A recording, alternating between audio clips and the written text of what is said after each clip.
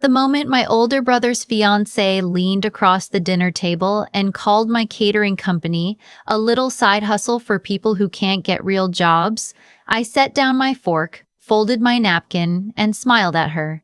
It was the kind of smile that doesn't reach your eyes.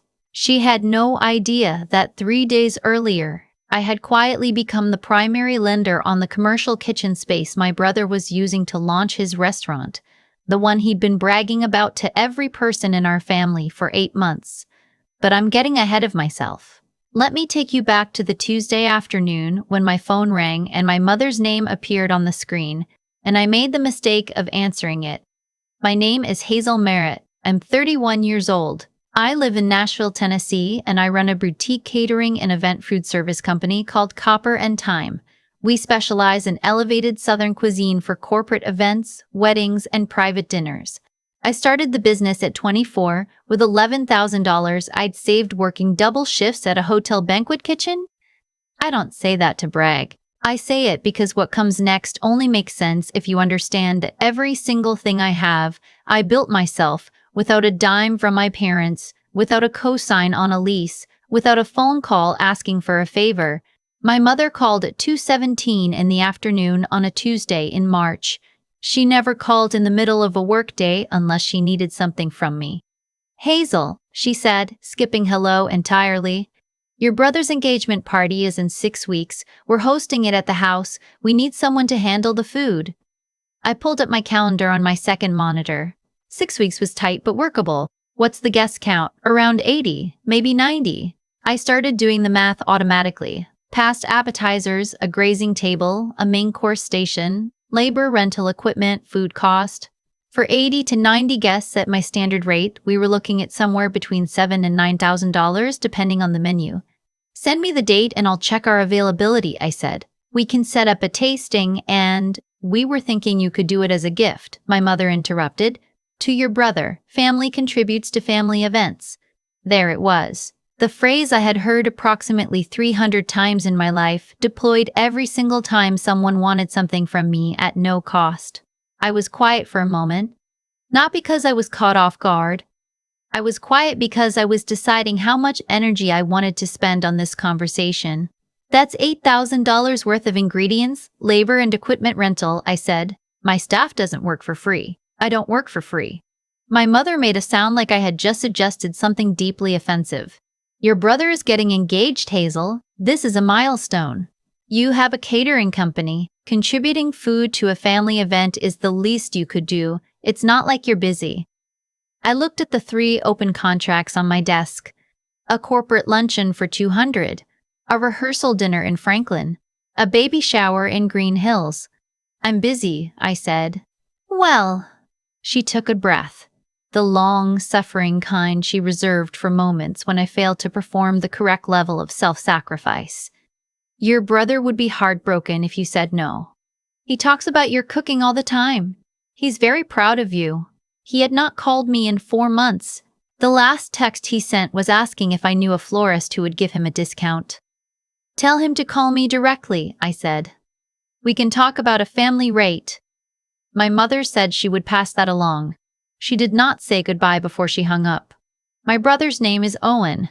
He's 3 years older than me, 34, and he has spent the better part of the last decade building and abandoning projects with the enthusiasm of someone who has never once had to clean up after themselves.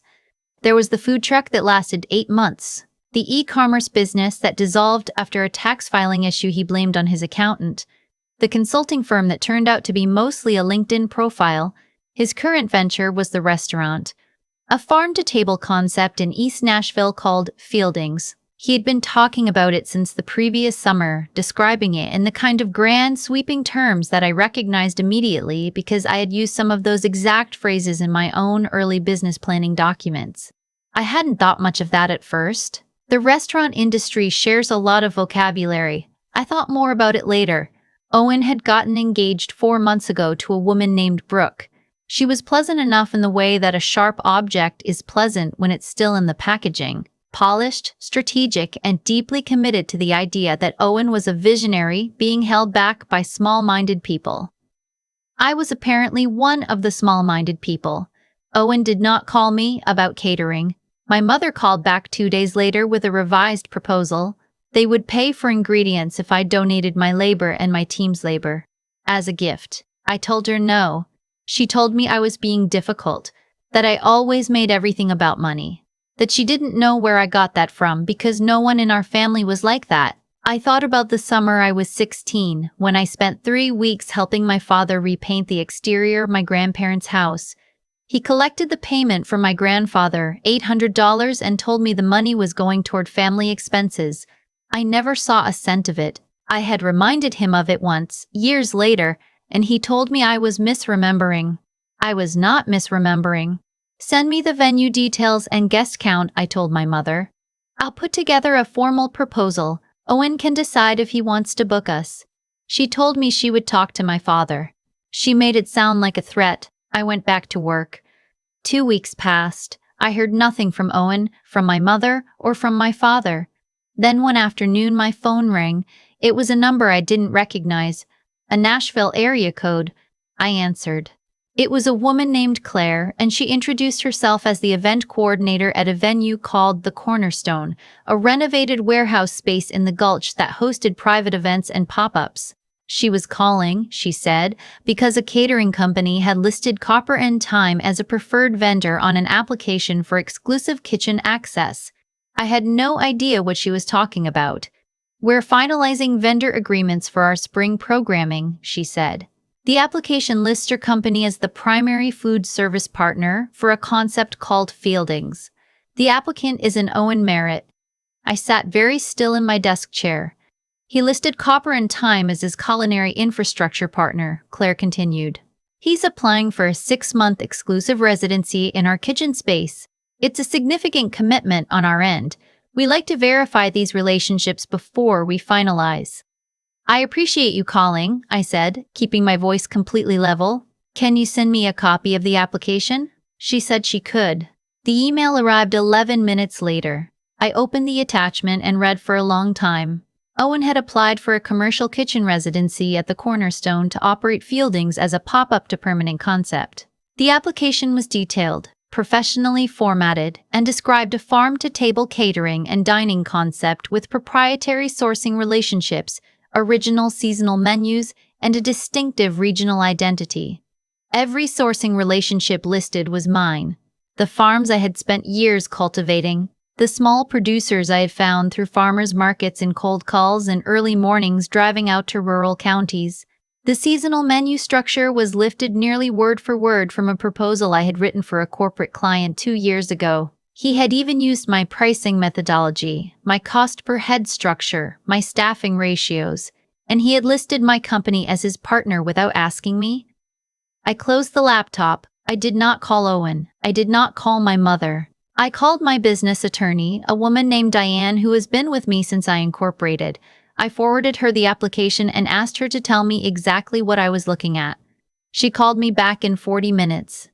This is a problem for him, she said. He's used your proprietary business materials to apply for a commercial opportunity. He's represented an active business partnership that doesn't exist. If the Cornerstone relied on your company's reputation to approve his application and then you're not actually involved, he's misrepresented material information on a formal business application. What are my options? You contact the Cornerstone directly, clarify that no partnership exists, and request that your company's name be removed from the application. That's the clean move. The other option, she paused, and I could hear her flipping through something, is that you let this play out and document everything. Because this is a pattern of using your intellectual property without authorization, and if he launches a business based on your materials, you have grounds for a claim. I thanked her and told her I'd think about it. Here's what I thought about. My brother had used my company's name to lend credibility to his application. He had used my sourcing relationships, my menus, my operational structure, all of it taken from documents I had shared with my family over the years, when I was still naive enough to think showing them my work might make them proud. He had done all of this without a single conversation with me, and my parents had called me to donate my labor to his engagement party. I spent the rest of that evening pulling financial records. Not because I'm paranoid by nature, but because I had worked in food service long enough to know that when something looks like a pattern, it usually is one. I called Diane the next morning and asked her to look into the commercial lease for the East Nashville location Owen had been talking about for Fieldings. She called me back the following afternoon. "Hazel," she said. Her voice had the particular quality of someone delivering information they'd rather not be delivering. "Your parents co-signed the lease." I already suspected it. Hearing it confirmed still landed like something cold. "How much?" "The lease is $6,000 a month. There's a personal guarantee attached. Your parents are on the hook for the full term if Owen defaults." "How long is the term?" 3 years. I did the math quietly.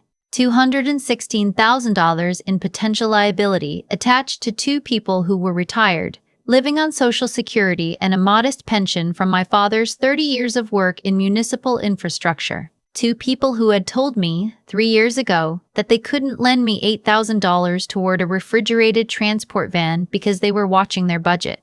"There's more," Diane said. "He also took out a small business loan. Your parents are listed as secondary guarantors on that too." "How much?" $85,000.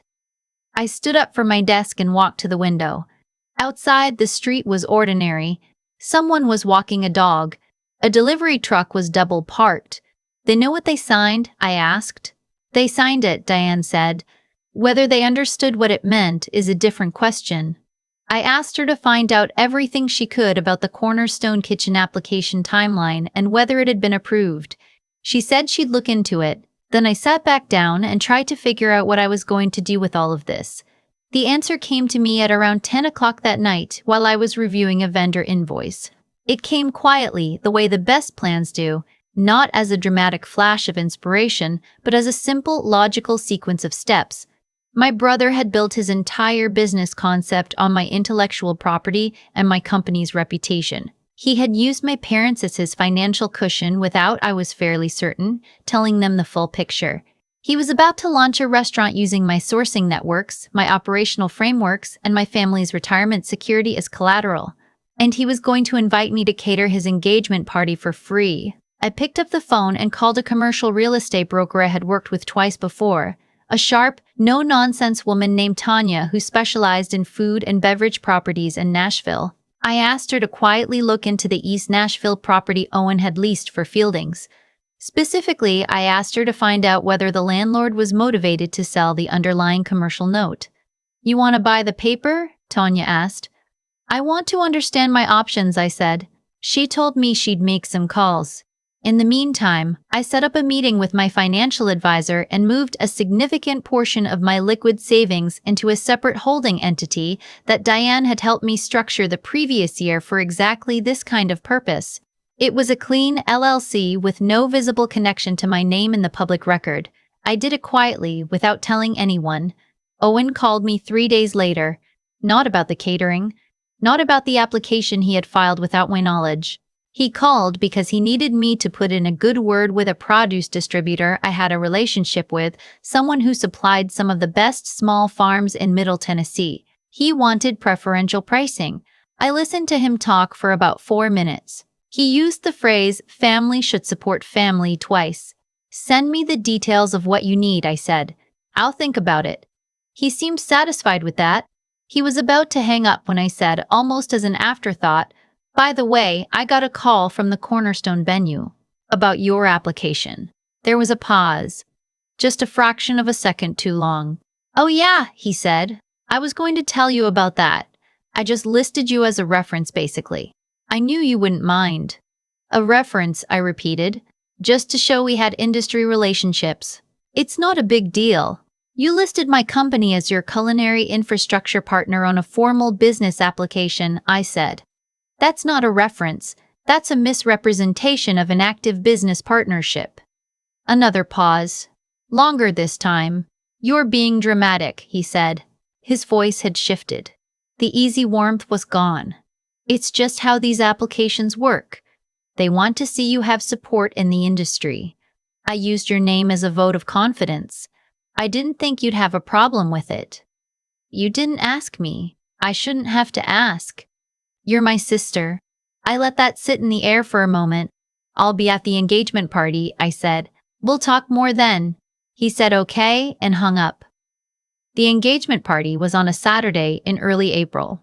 My parents hosted it at their house in Brentwood, the house they'd owned for 22 years, the one with the wraparound porch and the big backyard where I'd spent my summers working alongside my mother in the garden, while Owen played video games inside. Brooke's family had driven in from Memphis. There were around 70 guests, most of them my parents' friends and neighbors, a few of Owen's business contacts, and a small handful of people I recognized as old friends. I arrived on time. I brought a gift. I wore a dress that my mother had not personally approved in advance, which I considered a minor personal victory. The catering was handled by a local company my parents had hired after I declined to donate my services. The past appetizers were decent. The main spread was fine, nothing I would have served but adequate. I watched my brother work the room. He was good at it, always had been. Charming in a way that reads as warmth until you've known him long enough to notice that the warmth is always pointed at whoever might be useful to him in the next 30 days. He had his arm around Brooke, who was radiant in a silk blouse, and he was telling a group of my parents' neighbors about fieldings, the sourcing philosophy, the seasonal rotation, the community relationships, and I stood near the edge of the kitchen door and listened and heard, word for word, the vision I had written into my first investor pitch 6 years ago. Not similar, not inspired by. Word for word. I excused myself to the backyard. Diane had confirmed the previous morning that the Cornerstone had approved Owen's kitchen residency application. They had relied, she said, on Copper & Time's reputation as a factor in their decision. My company's years of clean vendor relationships and positive client history had helped legitimize Owen's application. He had used my reputation as a key that opened a door he couldn't have opened on his own. My broker Tanya had also come back to me with information. The landlord on Owen's East Nashville property was a private real estate investor who held a small portfolio of commercial properties. He was, according to Tanya, looking to simplify his holdings. He was not advertising the note for sale, but he was open to a conversation. I had authorized her to open that conversation 3 days ago. She called me at 8:47 that morning while I was getting dressed for the party. The investor had agreed to terms. The transaction would close the following week through my holding LLC. My parents' names, Owen's name, none of them would appear in the public record on the buyer's side until the notice of assignment arrived by certified mail. I stood in my parents' backyard in the April sunshine, listening to a mockingbird in the oak tree, and felt something settle into place the way a well-written contract does when the terms are finally right. I went back inside. Owen found me near the beverage table about an hour into the party. He had the particular glow of a man who believes everything is going his way. He hugged me, which he almost never does, and asked if I was having a good time. "I'm always happy to celebrate family," I said. He laughed. Brooke appeared at his elbow and smiled at me the way you smile at someone whose name you keep forgetting to learn. "Hazel runs a little catering company," Owen told her, not for the first time. He said it the same way every time, with the same slight emphasis on little. She actually could have done the food today, but she had a scheduling conflict. I had not had a scheduling conflict. "Your brother has told me so much about your business," Brooke said, in a tone that suggested he had not said anything particularly complimentary. "It's great that you found something that works for you." "It does work for me," I said. I smiled at her. "Copper & Time did about $1.2 million last year." There was a very brief silence. "That's great," Owen said, recovering quickly. "That's really great, Hazel." Brooke said something about needing to find her mother and drifted away. Owen looked at me for a moment with an expression I couldn't quite read. Then his phone buzzed and he looked at it and his face did something complicated. He looked up at me. "Did you talk to the produce distributor?" he asked. "Not yet," I said. His jaw tightened slightly.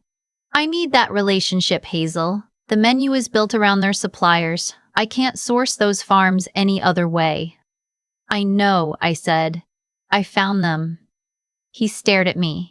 "What does that mean?" "It means I built those relationships over 5 years. They're my vendors. I introduced you to 2 of them at my holiday market in December as a courtesy. They're not yours to use." Owen looked around the room, instinctively checking who was nearby. "We can talk about this later," he said quietly. "Whenever you're ready," I said. The party wrapped up around 7. I helped my mother carry trays inside and stack dishes near the sink. My father was in the backyard saying goodbye to the last few neighbors. Owen and Brooke had stayed for cleanup, which surprised me, until I realized they were staying because my parents had offered to give them money toward the restaurant deposit. I heard the conversation through the kitchen window. My mother was outside on the porch talking to Owen in a low voice. She was saying something about a check, about making sure he had what he needed, about how proud they were of him. I finished stacking the dishes. I picked up my bag. I said goodnight to my father. I told my mother the food had been lovely. I drove home. Tanya confirmed the closing 2 days later. The assignment of the commercial lease note was complete. My holding LLC was now the entity to whom Owen's monthly rent payments were owed. My parents remained on the personal guarantee. That hadn't changed. But the note itself was mine. I asked Diane to draft a formal letter on her firm's letterhead. The letter went to Owen first via certified mail, informing him that the lease note for the East Nashville property had been assigned to a new holder and that all future payment obligations should be directed accordingly. A second letter went to my parents explaining the same thing, along with a summary of the full financial exposure they had taken on, the lease guarantee, the small business loan guarantee, the current status of Owen's accounts. My parents called me 20 minutes after they would have received the letters. My mother went first. She said I had done something unhinged. She said I was trying to destroy Owen's future out of jealousy. She said she didn't know what she had done to raise a daughter who would do this to her own family. My father said less, but what he said was worse. He said I had always had a chip on my shoulder. That I had always made things difficult. That Owen was trying to build something real and I was threatened by it. I let them both finish. Then I said, Owen filed a business application using my company's name and my proprietary materials without asking me. He built his menu and his sourcing strategy by copying documents I created and shared with this family in good faith. He is operating a business based on my intellectual property, and he represented a business partnership with me to a venue that used my company's reputation to approve his application. I did not destroy anything. I bought a commercial note from a private investor at fair market value. That's a legal transaction. If Owen makes his payments, nothing changes.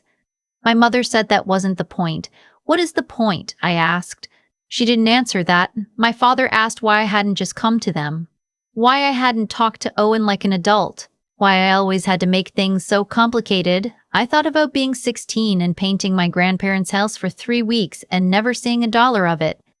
I thought about the investor pitch that Owen had recited word for word at my parents' engagement party.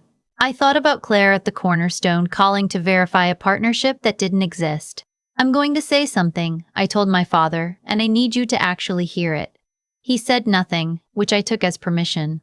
You co-signed a 3-year commercial lease and an $85,000 loan for Owen without telling me, without asking me if I thought it was a good idea, and without understanding what you'd signed. You're on the hook for nearly $300,000 in potential liability on a restaurant concept that Owen built using my business strategy without my knowledge or consent. I found out about all of this because a venue coordinator called to verify a partnership Owen had invented. I did not come to you first because every single time I have raised a concern about Owen in this family, I have been told I was jealous, difficult, or making things about myself. My father was quiet for a long time. The note is mine now, I said. If Owen runs a clean business and pays his rent, I'm a silent landlord and that's the end of it. If he doesn't, I'll handle it exactly the way any commercial lender would. Legally, and by the terms of the agreement. I paused. I'm not your enemy. I never was. I hung up. My brother called 3 days later. He did not call to apologize. He called because he needed to know if I was planning to interfere with his launch, and he wanted to understand what I was doing with the lease note. And he had clearly had a conversation with a lawyer of his own who had told him I was within my rights, but that he should try to negotiate. I let him talk for a while. Then I said, I need you to remove my company from the Cornerstone application and issue a correction. I need a written acknowledgement that you used my proprietary materials without authorization. And I need you to stop representing Copper and Time as your partner in any context without a formal agreement between us. He said that seemed like a lot. I said, it is. And if you'd asked me at the beginning, we probably could have figured something out. I might have been open to a real partnership. But you didn't ask, you just took. He was quiet for a moment. Is this because of the engagement party catering? He asked. No, I said. It's because of 20 years of being told that my work, my time, and my resources exist to support your next idea. He hung up. The correction to the Cornerstone application went through the following week. Diane drafted the written acknowledgement and Owen signed it after another round of negotiating that I allowed Diane to handle entirely. She billed him her standard rate, which I found genuinely satisfying. Fieldings opened in East Nashville the following fall. I know this because I drove past it once and saw the signage. I didn't go inside. The menu posted in the window had changed significantly from the original concept, which told me he had either found a real chef to collaborate with or rebuilt the sourcing relationships from scratch. Either way, it was no longer my intellectual property. My parents did not call me for 3 months after the certified letters arrived. When my mother finally did call, it was a Sunday morning and she opened with small talk about the weather, which told me she had decided to pretend none of it had happened. I let her talk. When she finally ran out of weather to discuss, she asked how the business was going. Really well, I said. We signed 2 new venue partnerships last month, and I'm opening a second production kitchen in the spring. She said that sounded exciting. I said it was. She didn't ask about Owen. I didn't bring him up. We talked for 20 minutes about normal things, my grandmother's health, a neighborhood issue my father was dealing with, whether I was seeing anyone. It was the most we had talked, without an ulterior motive attached, and longer than I could remember. I am still the lender on my brother's commercial lease. He has made every payment on time for 7 months.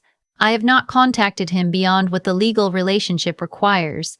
I don't know if we will ever find our way back to something that looks like a normal sibling relationship. Some debts compound in ways that money can't settle. What I know is this.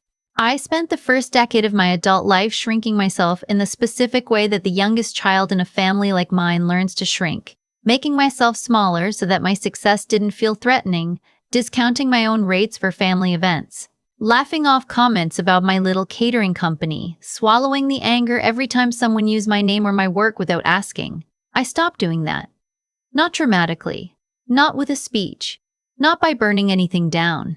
I simply started treating my work and my name with the same seriousness that any reasonable business person would extend to their own assets.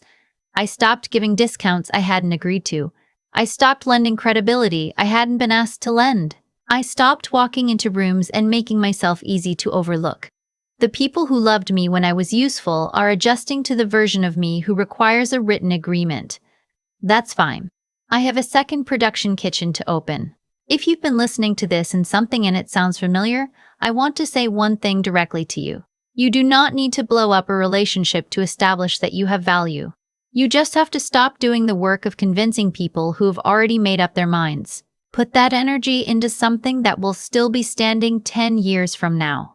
Build the thing. Sign the lease. Hire the lawyer.